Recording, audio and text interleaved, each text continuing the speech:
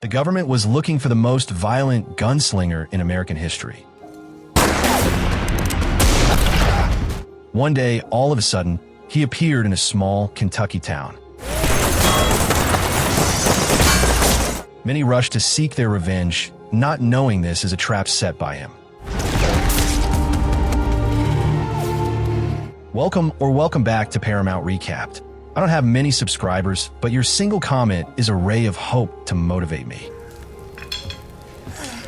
Back in 1903, after the dust had settled from the Civil War, the Rockefeller family in New York had quickly climbed to the top of the money ladder thanks to their booming oil business. In the middle of all that, a gunslinger named Thomas, known for standing up against injustice, found himself in the middle of a bloody shootout with a ruthless gang. During the clash, his friend Robert noticed something shocking. One of the guys Thomas had just shot belonged to the Rockefeller family. For a second, both Thomas and Robert froze, realizing what that meant.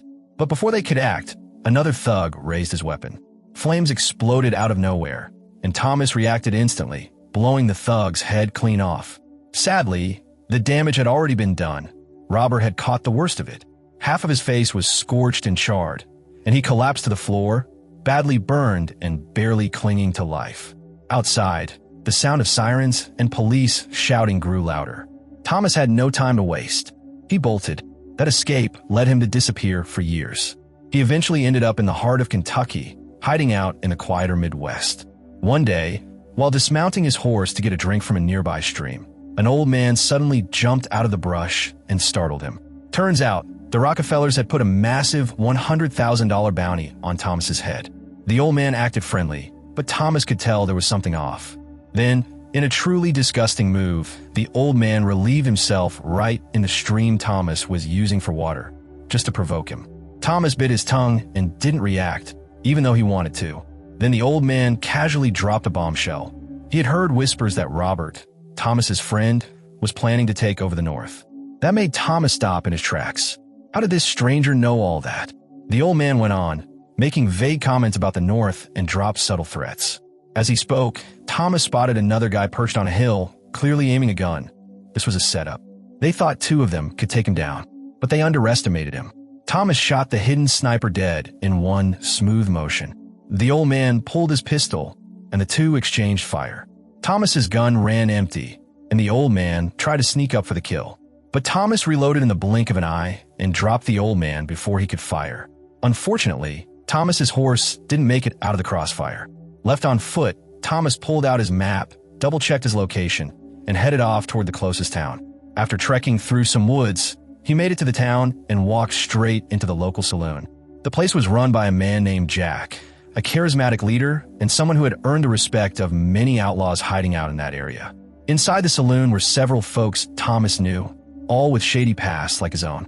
He had brought something valuable with him, a mysterious map, and was hoping to trade it for protection. One of the men hiding out there was none other than Cage, the former legend of the gun world, now reinvented as a quiet photographer. Jack's crew decided to stage a plan to fake Thomas's death, helping him disappear again. The setup was bold. They planned a fake execution. Cage documented the entire scene with his camera. They sentenced Thomas to hang for a made-up crime. In front of witnesses, they even pretended to bury him. But the coffin? It was just for show. Not long after, a woman came to visit Thomas's grave. The bounty notice was still nailed to the headstone, but instead of praying or mourning, she tore the poster right off. Meanwhile, another woman, blonde and carrying a child, showed up in town. Outsiders were rare, so her arrival drew attention fast. She made her way to Jack's saloon and asked Cage to speak to Jack. Cage wasn't interested until she mentioned Thomas's name. Clearly, she wasn't just any visitor. Jack nodded, and Cage told her Thomas had been hanged and buried nearby. He even said she could go see the grave if she didn't believe it. Bella, a kind-hearted member of Jack's crew, felt sorry for the mother and daughter and offered them a free place to stay. Jack wasn't thrilled, but he let it slide.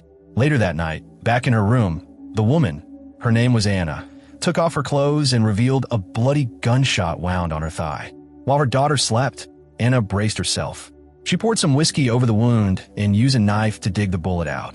When she finally got it free, she used a red-hot blade to stop the bleeding, gritting her teeth so her daughter wouldn't hear her scream. The woman who had torn down the wanted poster earlier returned with some people to dig up the grave. As they expected, there was no Thomas, just a wolf's head stuffed into the coffin. But they weren't alone. Charlie, Jack's right-hand man, showed up. Gunfire broke out immediately. Charlie managed to drop 2 of the intruders, while the rest bolted and fled on horseback. Charlie chased them, but soon ran into their backup squad, a large group ready for war. He had no choice but to retreat. Elsewhere, Thomas was laying low when Bella came running to find him. She told him a blonde woman with a child was in town, asking about him. She had a northern accent. That changed everything. Thomas wanted to see her immediately, but the crew told him to wait. Rules were rules. If there was danger, he couldn't risk showing his face just yet. Back in the saloon, Anna pulled a gun on a woman she didn't recognize, but it was a false alarm. She asked about Thomas and was told he'd been buried. The townspeople were clearly hiding something. She wasn't buying the act. Cage, still clutching his Bible, sat silently while Bella informed Jack that Anna seemed to know far too much. Then Charlie came barreling into the saloon. He was pale and out of breath. He'd seen a massive group, at least 100 riders, heading straight for them. Jack realized this wasn't just a threat. It was war. Bella also delivered troubling news. Mary, another known outlaw, had led a group to dig up Thomas's grave. Tension filled the room. Everyone knew that keeping Thomas around had now put the whole town at risk. Soon, dozens of riders stormed into town. The man leading them was none other than Robert, Thomas's old friend, thought to be dead. Robert strolled into the saloon and went straight to Jack's table. He asked one question: "Where's my wife?" Jack played dumb, saying he didn't know who he was talking about. Robert, not buying it, poured himself a drink and mentioned Thomas by name. He knew the grave was fake and showed the wolf's head as proof. Then came the threat. He said the governor of New York had issued the bounty personally, and that if they didn't hand over Thomas, he'd take all their heads and cash in big. Jack wasn't the kind of guy to back down. He told Robert this was his land, his town, and his rules. But Robert wasn't bluffing. He gave an ultimatum: turn in Thomas or everyone here dies. Jack told him to leave, but Robert walked out and immediately ordered his men to surround the place. Gunfire broke out instantly. While bullets flew, Cage stayed back, still refusing to fight. Inside, chaos reigned as the townspeople tried to hold their ground. Meanwhile, Thomas sat with his friend John, who shared a story about his grandfather dying while working on the railroads. He'd been hunted ever since he took revenge. Moved by the story and realizing he couldn't keep hiding, Thomas stood up and walked toward the fight. Anna, after settling her daughter, rushed to Jack and said she needed to speak with Thomas. Everything happening was connected to him, but Jack said it wasn't time. Bella found out they were low on ammo and tried to sneak out to find more, but Robert's men caught another town member, Linda, and dragged her outside. Seeing this, Cage, finally breaking his vow, ran out through the storm of bullets to rescue her. She asked why he wasn't armed. He simply said he served God now and didn't carry guns. Just then, Thomas and John arrived to help, guns blazing. Their friends covered them as they dashed inside the saloon. Anna saw Thomas and ran toward him. But before they could even speak, Robert's voice echoed from outside, calling out Thomas's name. That's when Thomas realized his old friend, scarred and vengeful, was still alive. And now, they were about to settle the score once and for all. Things went south real fast when Robert and Thomas crossed paths again. What should have been a reunion between old friends turned into a tense standoff between two people who now stood on opposite sides.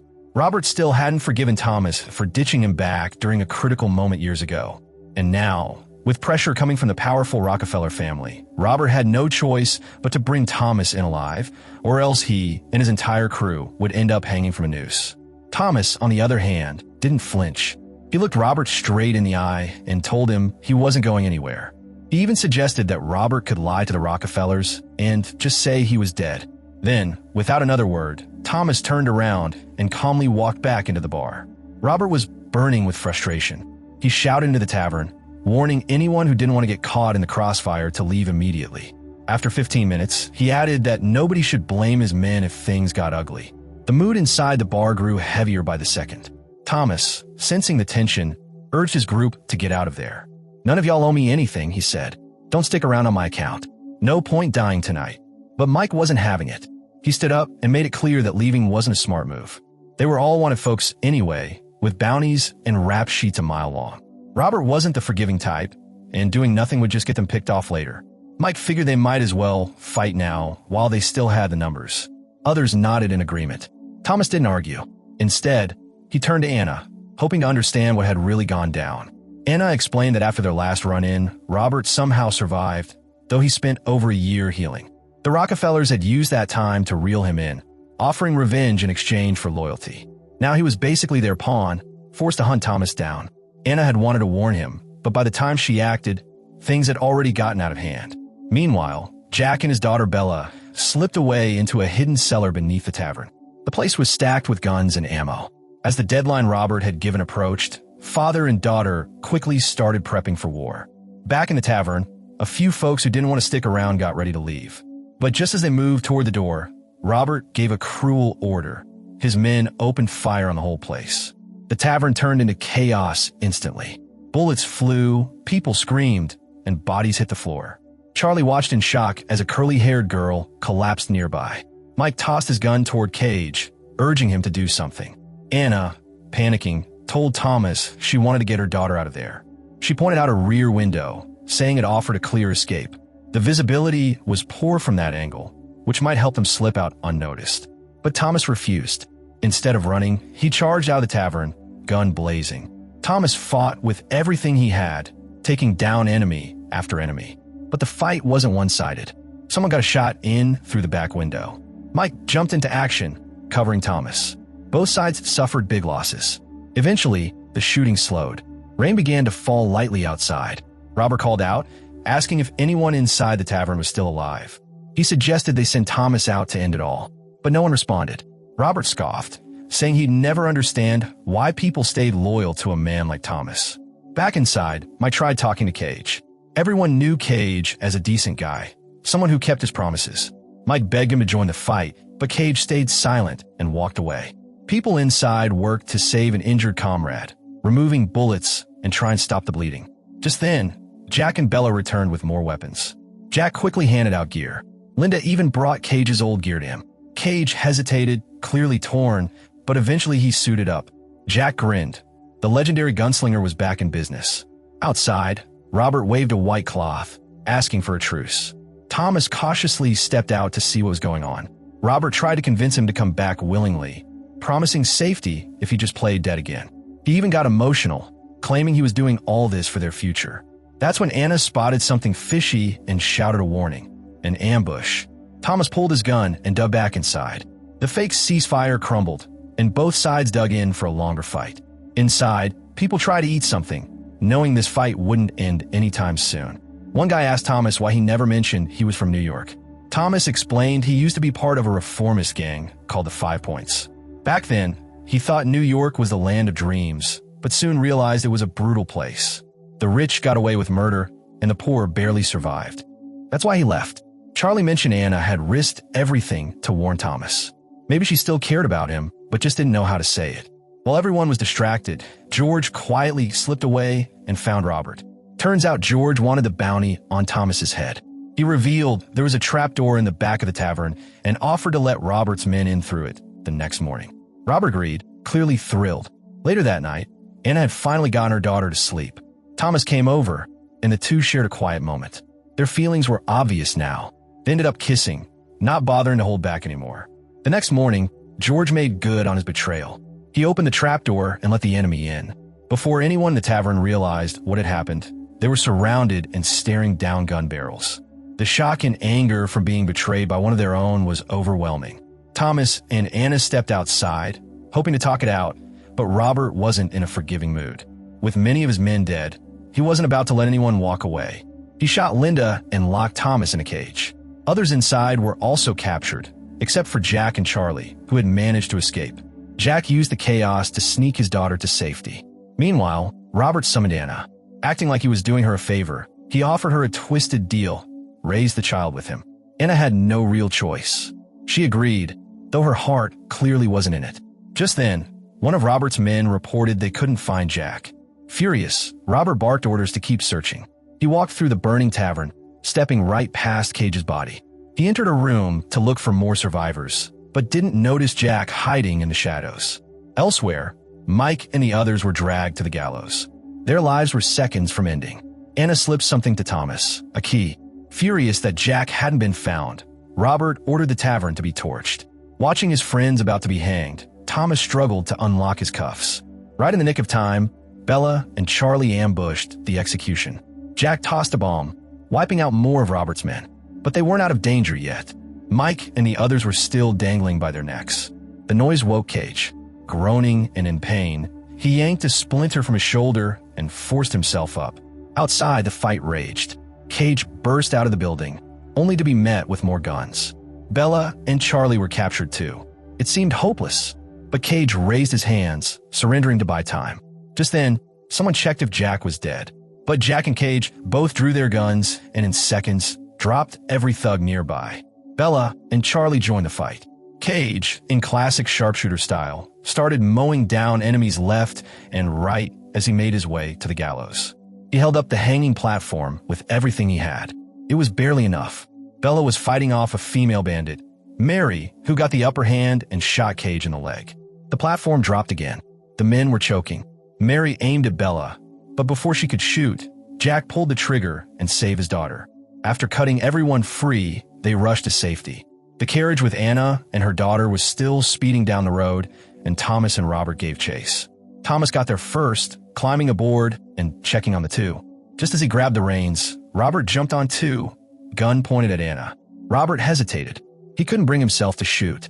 Thomas stopped the carriage and shoved him off. But Robert wasn't done. He grabbed the little girl, threatening Thomas. Then he said something that shook Thomas to his core. "She's your daughter, not mine." Everything clicked. Thomas had left New York thinking Anna moved on, but now he knew she'd never stopped loving him.